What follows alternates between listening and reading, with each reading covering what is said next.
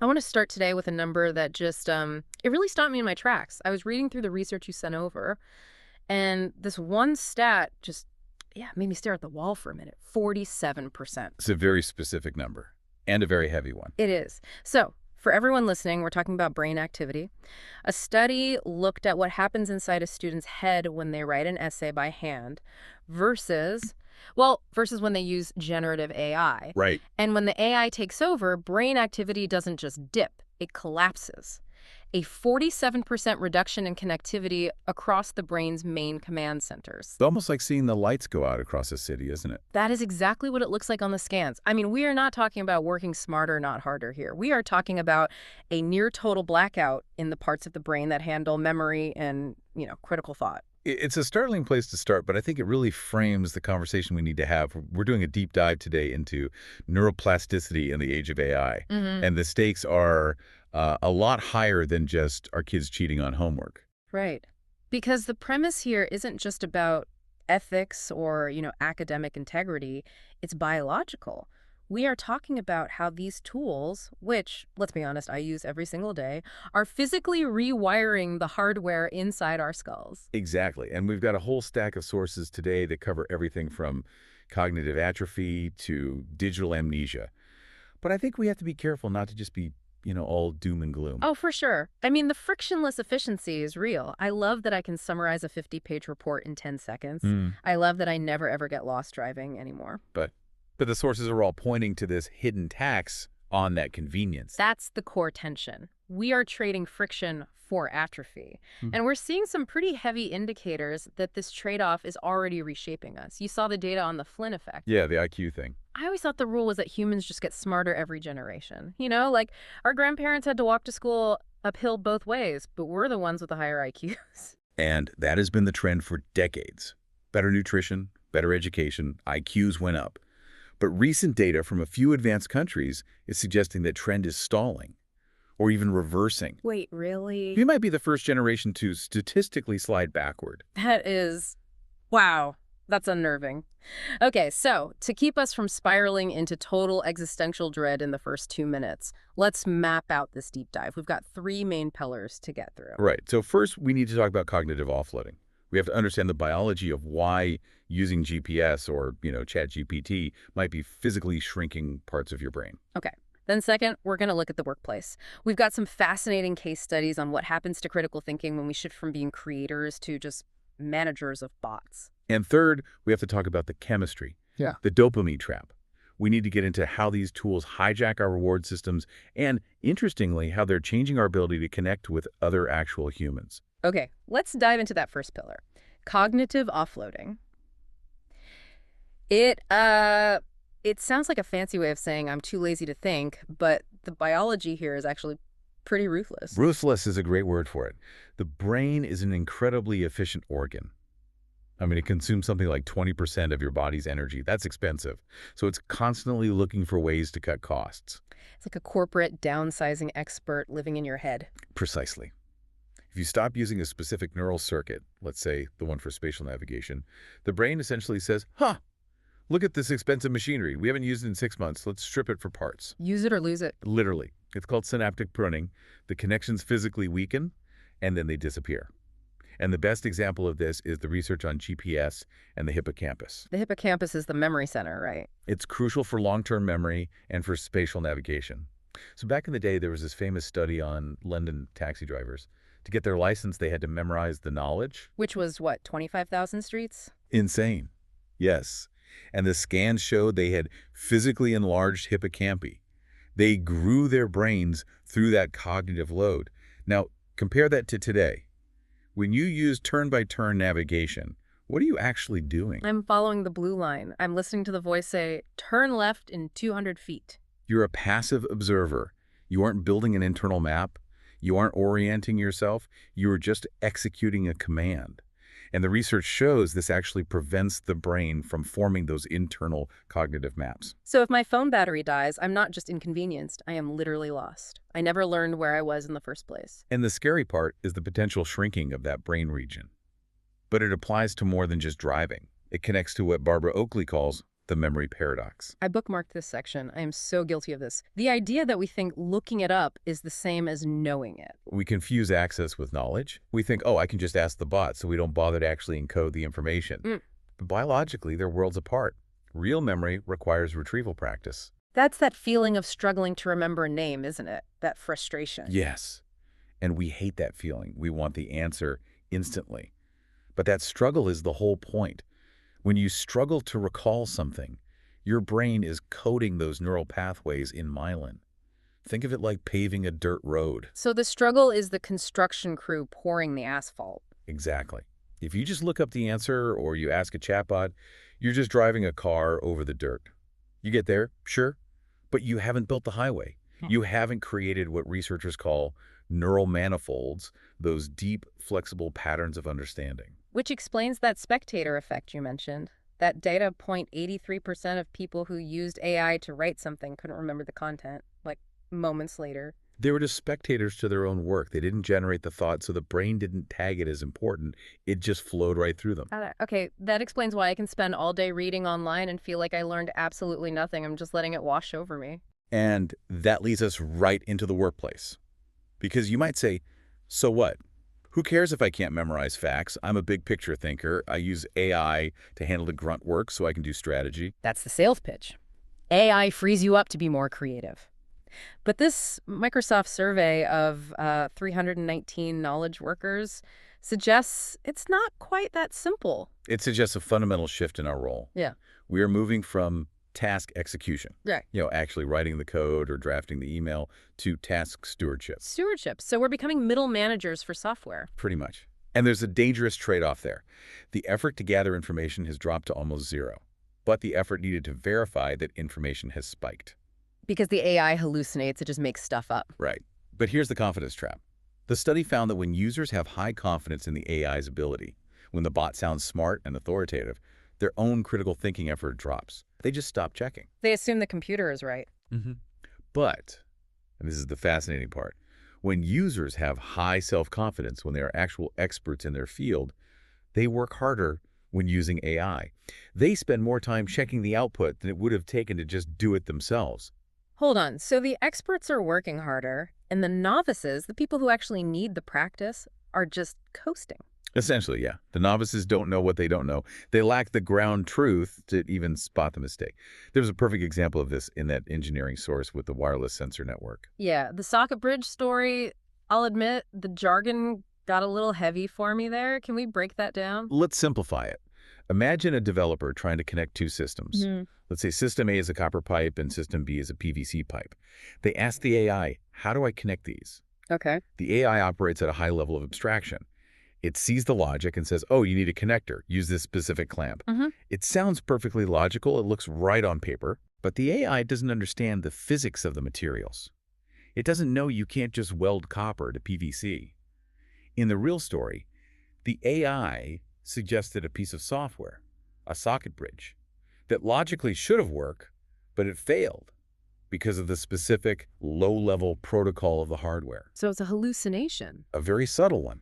And the developer spent hours debugging it, and the AI just kept apologizing and suggesting the same wrong fix. Because it's just predicting the next word. It's not actually analyzing the physical reality. Exactly. The developer only fixed it because they finally went down to the lower level. They dug into the raw code. They knew how the pipes were actually made. And the takeaway there is, if you don't know how the pipes are made, you are completely stranded. You're dependent on a tool you can't fix. If we only operate at that top level of task stewardship, we lose the ability to solve foundational problems. We become helpless when the algorithm is wrong. It's like forgetting how to open the hood of your car because you're so used to it driving itself. When it breaks down, you just sit there. And cognitively, that breaking down is the atrophy of critical thinking. Okay, so our memory is shrinking and our problem-solving skills are being outsourced. Now I want to get to the third pillar because this one explains why we're so willing to let it happen. The dopamine trap. This is where we get into the neurochemistry of addiction. And we have to clear up a massive myth right off the bat. Let me guess. Dopamine is the pleasure chemical. I feel like I've heard that 1,000 times. Yeah. You eat chocolate, you get dopamine, you feel happy. It's the most common pop science myth out there. Dopamine is not about pleasure. It's about desire. It's the seeking system. Wait, really? So when I actually eat the chocolate, that's not dopamine? The enjoyment part, the pleasure, that's actually driven by the opioid system. Yeah. Endorphins. Dopamine is what makes you get up off the couch to go find the chocolate. Yeah. It's the anticipation. It's the itch, not the scratch. That actually makes so much sense. It's that restless feeling of, I need to check, I need to look. Precisely. Mm. And tech companies have mastered this. They engineer their platforms using something called variable ratio reinforcement. The slot machine effect. Yes. Think about it. If you pulled a lever and got $5 every single time, you'd get bored. It's predictable. There's no thrill. Right. But if you pull the lever and sometimes you get nothing, sometimes you get a penny, and then, very rarely, you hit a jackpot. Yeah. That unpredictability drives the seeking system wild. It creates what's called a ludic loop. And that's the social media feed. That's the email inbox. Maybe it's spam. Maybe it's a boring update. But maybe it's that amazing news or a viral video. And that maybe is why the average person checks their phone 96 times a day, about once every 10 waking minutes. Yeah. We're constantly pulling the lever on the slot machine. That sounds, well, it sounds like an addiction. The sources argue it's a form of neuroplastic adaptation. When you're chronically exposed to these high-frequency instant rewards, it shifts your brain's reward threshold. What does that mean for the rest of my life outside the phone? It means that slow, low dopamine activities start to feel physically painful. Reading a book, writing a complex essay, having a long conversation with a friend, these things are slow. They don't have flashing lights. So your brain, which is now wired for the slot machine, just screams, "I'm bored, where's the hit?" I have felt this. I try to watch an old movie, a classic slow burn movie, and 10 minutes in, I'm reaching for my phone. My brain just can't handle the pacing anymore. That's the tolerance building up. But with AI, it gets even darker. We're now seeing the rise of synthetic empathy. This was that part about AI attachment disorder. Yes, AI chatbots are getting incredibly good at simulating caring language. They validate everything you say, they answer immediately, they never judge you, they never interrupt. It's the perfect listener. It is, and that triggers oxytocin in humans, the bonding chemical. But it's a compassion illusion, and the danger is what the researchers are calling emotional inflation. We get used to the cheap, easy validation from a machine. We get used to frictionless relationships. Real humans are high friction. They have bad days, they misunderstand you, they have their own needs. And compared to the perfect AI, interacting with a real spouse or a friend can start to feel frustrating. So we just retreat to the bot because it's easier. That is Yeah. incredibly isolating. It's the ultimate paradox. Yeah. We're becoming hyper-connected to machines and, losing the patience to connect with actual people. So we have this massive biological and social shift happening. Surely someone is in charge of this. Is the government looking at this and saying, hey, maybe we should pump the brakes? Well, this brings us to the governance part of our deep dive, and unfortunately the news isn't great. The sources all identify a massive regulatory gap. Is it just that the tech moves too fast for the laws to keep up? That's part of it. But it's also about what we regulate. Our safety regulations are built for fast crashes. If a car has faulty brakes and crashes, we see it, we recall it, we fix it. The harm is immediate. But a shrinking hippocampus isn't a car crash. Exactly. These are slow-burning harms. Yeah. It's more like climate change or the early days to tobacco. The damage happens cumulatively over years. You don't just wake up one day with digital amnesia. It erodes your capacity slowly. And our scientific method kind of struggles to even catch this, right? That's the methodological flaw. Most of these studies on tech usage last, 6 weeks? Maybe a few months. You can't see structural brain changes in 6 weeks. Not really. You can't see the generational impact on critical thinking in one semester. We need longitudinal studies that track this over 5-10 years. But by the time we get that data, The concrete is already set. We've already rewired ourselves. effectively, yes, we are flying completely blind. Okay, that was the existential dread part I was worried about. But we promised we wouldn't just leave everyone there. The sources didn't just say panic and throw your phone in a river. No, absolutely not. In fact, banning AI is probably impossible and counterproductive. The sources all argue for something called cognitive complementarity. Which sounds a little like a corporate retreat slogan, but break it down for us. It means marrying strong internal knowledge with smart external tools.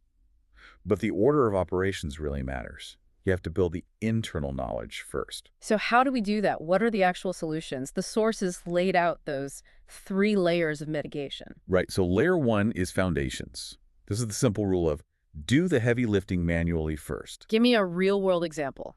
If you're writing a report, do the outline and the first messy draft yourself. Use your own brain to build the logic. Establish those neural pathways. Then, and only then, you can use AI to refine the grammar or suggest a better word. So don't let the AI be the architect. It can be the interior designer, maybe, but I have to build the walls. Exactly. Layer 2 is translation. This is more for the technical folks. Use AI for scaffolding, but enforce a human-first plan. If you're a coder, you design the system architecture. Let the AI write the boilerplate stuff, but you need to know exactly where it fits. And layer 3. Orchestration. This goes back to avoiding that confidence trap. You have to maintain a ground truth channel. Meaning check the original source. It means never relying solely on what the AI spits out. Keep the manual open. Keep the raw data handy. Right. If you cut the cord to reality and just trust the bot's summary, you're completely adrift. There were also some really practical digital hygiene tips for the dopamine side of things. I actually tried one this morning. Grayscale mode. It's surprisingly effective, isn't it? You just go into your phone settings and turn the screen black and white. It killed the vibe instantly.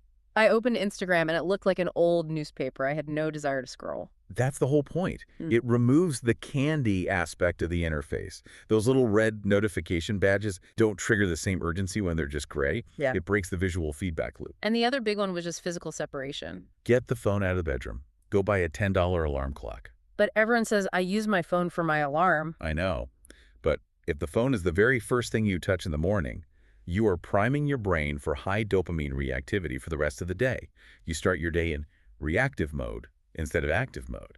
That makes a lot of sense. And there was one last tip-a-mental one. The why pause. This is simple, but it's hard.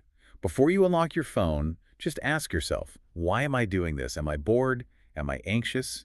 Am I lonely? And usually the answer is, I'm bored, or I'm trying to avoid that hard email I need to write. Right. And if you can identify the feeling, you can address the feeling. If you're lonely, maybe call a friend. If you're bored, just stare out the window for 5 minutes. Let your brain reset. Don't just numb it with the scroll. It feels like we've covered a massive landscape here. I mean, from the biology of the hippocampus to the engineering of socket bridges to the emotional trap of fake empathy. It is a lot. But if you take one thing away from this, it should be this. We are at a fork in the road. The sources called it a co-evolutionary trajectory. We aren't just using these tools, we are evolving right alongside them. And neuroplasticity works both ways.